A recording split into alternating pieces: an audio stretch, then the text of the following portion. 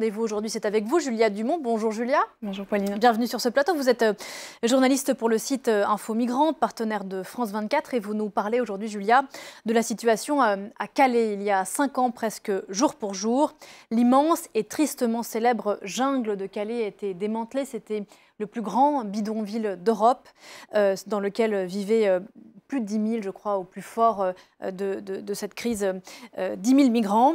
Ça fait 5 ans donc que le gouvernement français a décidé de démanteler cette jungle.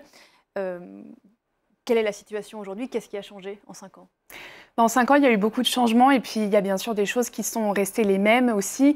Aujourd'hui, il n'y a plus de bidonville à Calais. Sur la zone où s'étendait la jungle, eh bien, il y a aujourd'hui une réserve naturelle, mais il y a toujours de nombreux migrants qui vivent sur le littoral, entre Dunkerque et Boulogne-sur-Mer. En gros, ils ne sont plus 10 000 comme au plus gros de la jungle, vous l'avez dit. Ils sont plutôt entre 500 selon la préfecture et 1500 selon les associations.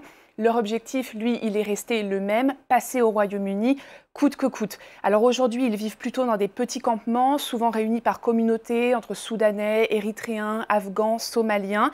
Leur situation est extrêmement précaire parce que ces campements sont évacués quasiment toutes les 48 heures. La stratégie de l'État et donc de la préfecture à Calais aujourd'hui, c'est vraiment pas de point de fixation. On ne veut plus de jungle à tout prix. L'autre grand changement sur le littoral depuis les années 2019-2020, c'est bien sûr l'explosion des traversées de la Manche en small boats, ces petits bateaux. Le phénomène existait en fait depuis des années, mais il était jusque-là assez marginal. C'est vraiment la pandémie et le confinement qui l'a fait exploser parce qu'ils ont rendu les passages en camion beaucoup plus difficiles. Alors pour autant, les passages en camion existent toujours, notamment pour les personnes qui ont peu de moyens. Il y a encore un jeune homme qui est mort jeudi soir parce qu'il essayait de passer en camion. Il a été percuté. Et fin septembre, un jeune Soudanais est lui aussi mort après être tombé d'un camion.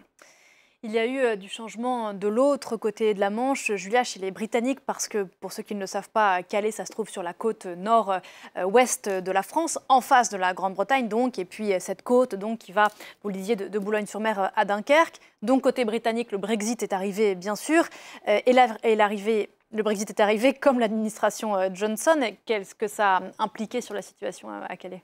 Oui, alors Boris Johnson et sa ministre de l'Intérieur, Priti Patel, sont arrivés au pouvoir en 2019, alors que l'augmentation des passages de la Manche par small boat était déjà engagée. Ils ont tout de suite voulu montrer une volonté très très forte de durcir la politique migratoire britannique. Alors aujourd'hui, on assiste vraiment à une militarisation de la frontière française avec une très forte présence policière, beaucoup de technologies de surveillance aussi avec des drones, des lunettes de vision nocturne, plus de barrières, des choses comme ça. Pour autant, il y a toujours des milliers de personnes qui arrivent à traverser la Manche à bord de small boats et qui arrivent au Royaume-Uni. Aussi parce que Londres a supprimé tous les moyens légaux de traverser la Manche pour les personnes qui se trouvent aujourd'hui à Calais. Aujourd'hui, concrètement, comment ça se passe au quotidien, cette vie des migrants à Calais et dans la région? Leur vie, elle est très difficile parce que je vous le disais plus tôt, les expulsions sont vraiment régulières. Les expulsions de campement s'accompagnent de confiscation de leurs affaires, parfois de destruction. On a vu des images de tentes embarquées, voire même lacérées par le personnel. Donc beaucoup de personnes n'ont plus de tentes, donc elles sont complètement démunies. Parfois, les expulsions se font aussi à des horaires différents, plus seulement le matin, mais aussi l'après-midi. Donc les personnes ne vont pas être là pendant l'expulsion, elles reviennent et elles n'ont plus aucune affaire.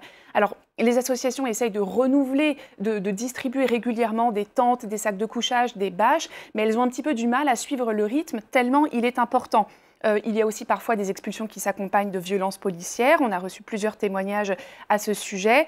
Il y a aussi des lieux qui ont été auparavant des lieux de vie qui ont été rendus inaccessibles. C'est le cas par exemple devant l'ancien Conforama de Coquelles. Un temps, les migrants s'étaient installés là et on y a installé des rochers pour être sûr qu'ils n'y reviennent pas. L'accès à la nourriture est lui aussi rendu difficile, notamment parce que les associations non mandatées par l'État ont toujours l'interdiction de distribuer de la nourriture dans de nombreuses zones de Calais. Sachant que vous nous avez dit que la plupart des personnes qui se trouvent à Calais aujourd'hui viennent d'Afrique subsaharienne, est-ce qu'il y a exclusivement des adultes? Non, j'imagine qu'il y a des enfants.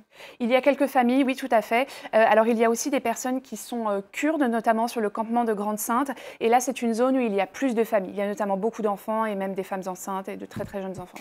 Alors, face à cette situation, Et notamment face au silence des autorités, c'est un serpent de mer malheureusement à Calais depuis des années. Il y a 3 personnes qui ont entamé il y a 15 jours maintenant, je crois, une grève de la faim. Oui, tout à fait. C'est le père Philippe de Mester qui est aumônier du Secours catholique à Calais et deux bénévoles, Anaïs et Ludovic. Effectivement, ils ne s'alimentent plus depuis maintenant un petit peu plus de 2 semaines. Ils ont des revendications assez simples, en fait. Ils réclament la fin des expulsions des campements pendant l'hiver, la fin de la confiscation des tentes, des sacs de couchage des personnes pendant l'hiver et le début d'un dialogue entre autorités et les associations. Alors, une pétition a également été lancée pour soutenir leur initiative. Elle a déjà réuni plus de 20 000 signatures. De son côté, la préfecture a réagi en proposant une rencontre entre associations et la création d'un système pour récupérer les affaires qui ont été confisquées. Mais pour le moment, elle ne s'est toujours pas prononcée sur l'arrêt de ces expulsions de campements.